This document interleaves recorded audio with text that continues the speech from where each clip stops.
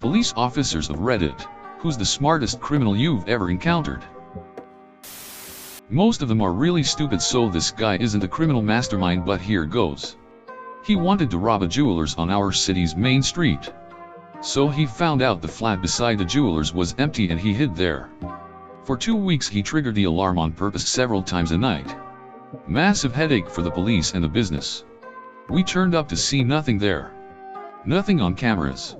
Thought it was just a fluke, so the jewelers turned off the alarm system and said they'd wait until the morning to get a new one installed or that one rewired because something wasn't right. As soon as he heard that and the police leaving, he tore down the wall, had already been working on this apparently, and robbed the place taking his sweet time. Escaped without anyone noticing anything for hours. Until the jewelers came back in the morning.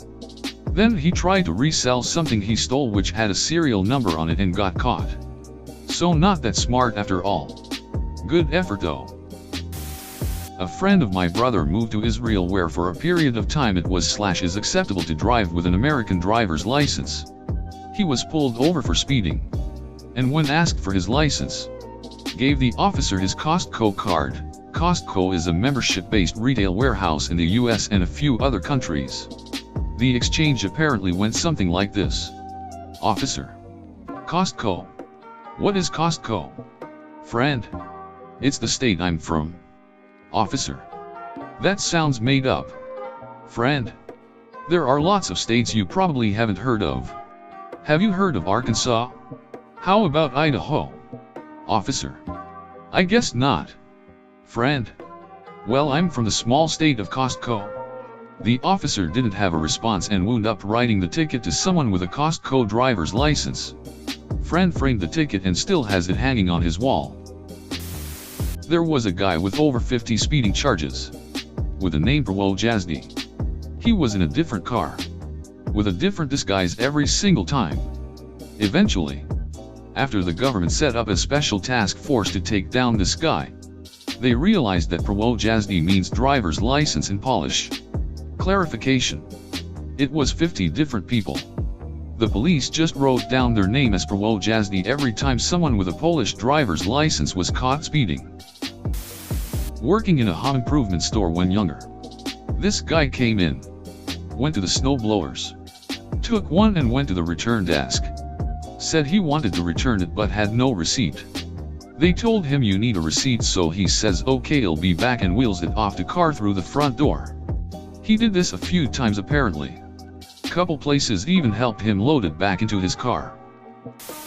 A French thief who spent 10 years in prison became a comedian when he got out.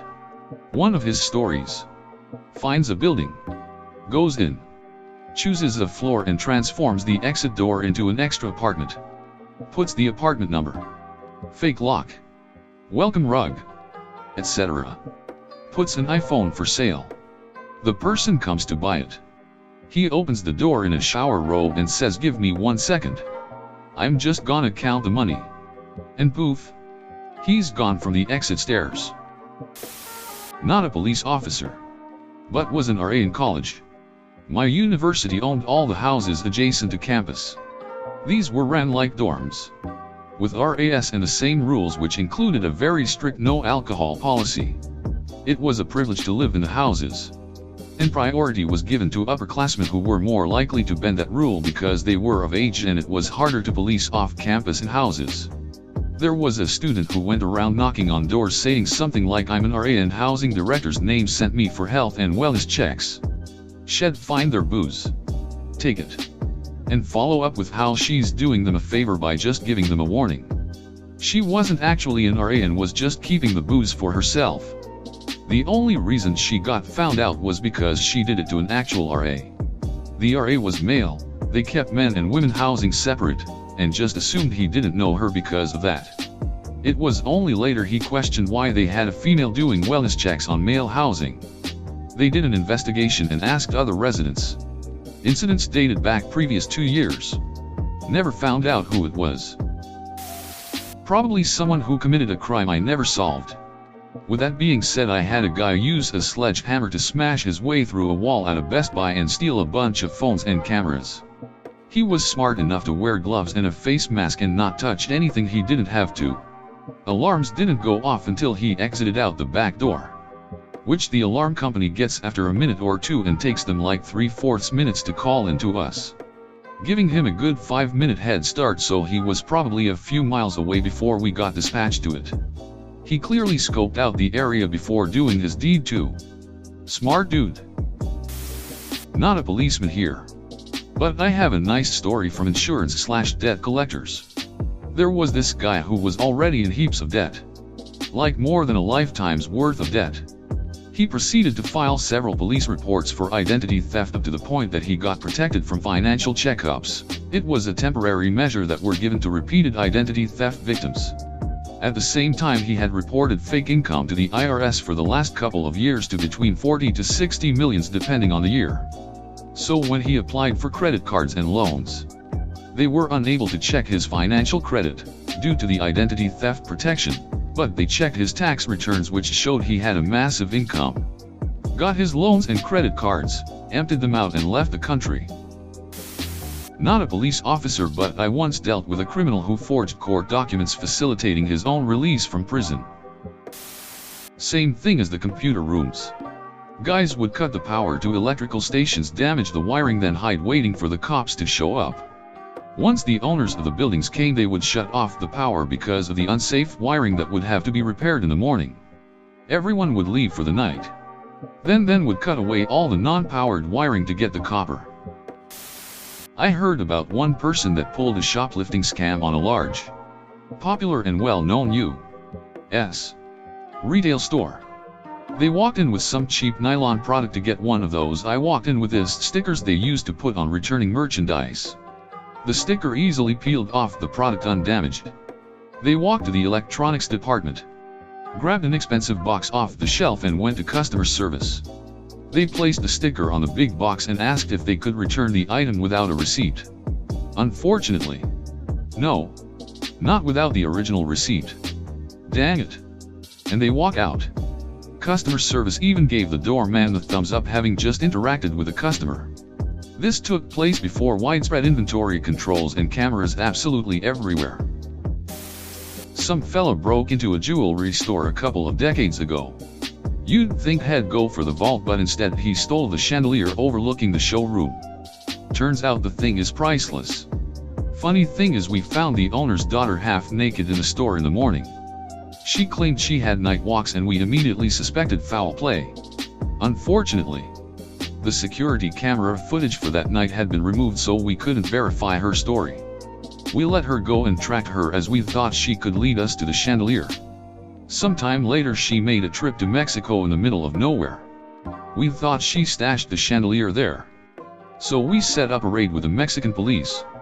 On the day of her arrival, we raided her cottage only to find her sitting around in lingerie, with no chandelier in sight. Trail went cold and we never caught the thief. But the chandelier's been reportedly sighted in the German black market. The perfect crime. Whether it's by the girl or some probably very handsome, strong and authoritative individual, who probably owns a thriving farm. I remember getting into a festival and seeing a magician guy do tricks on the people searching him to distract them from the drugs he had on him. Spectacular show. And I'm sure he made good profit. If the police officers knew, they'd be talking about it on here. But I doubt it. There's one guy I recently dealt with who is on parole. I stopped him in my city after he was looking to buy drugs. Usually people come from all over to buy drugs and then leave. I issue him a warning and let him go, as it's pretty common, and he sang like a bird regarding the people he was trying to buy from. Anyway, the next day, I got a call from his parole officer who says he was alerted the guy was pulled over and wanted to verify that it was his guy that I stopped. I'm a little confused at first, but he goes on to say that the day before, he was scheduled to meet with him, but he had an excuse and bailed. His excuse was that he was in the hospital. Well, when he spoke with him the following day, he was able to provide documentation that he had entered the hospital day 1 and had left day 2. Well, I had stopped him at 1:15 in the morning, and after looking at the picture, it was 100% him. Turns out the guy had checked and then out of the hospital on day 1. Then in and out again on day 2. He then rearranged half the paperwork to make it look like he was in the hospital overnight, which would make my car stop of him appear like I mixed him up with someone else, as well as give him a valid excuse to miss their meeting. Not sure what's gonna happen to that guy, but I thought it was pretty clever. Not a policeman, but several years ago in Cape Coral, FL. A man waited on a sidewalk in front of a Publix grocery store and used a taser on an armored car guard carrying 2 bags of money. A getaway driver in a car with stolen tags pulled up. Taser guy and money bags get in and they took off. Never caught. When I first moved to the area in the 90s, a man robbed a bank, jumped on a bicycle that he rode down a footpath through some woods, where he had left a boat on a waterway. Never caught. My favorite was the guy who stole a post office mailbox off the street, repainted it, and then put it next to the night deposit box at a bank, and hung an out of order sign on the deposit box. All the businesses came along and dropped off their deposits in the mailbox. There's a golf course/country club in my town that has a PGA tournament scheduled in the next couple years. They have a guy repeatedly breaking in overnight and just lounging around and eating food, all on camera. The club refuses to report it so they don't hurt their chances of the tournament coming.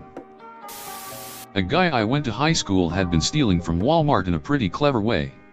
He would grab video games, MP3 players, beer, etc., and throw them away in a trash can in the garden section.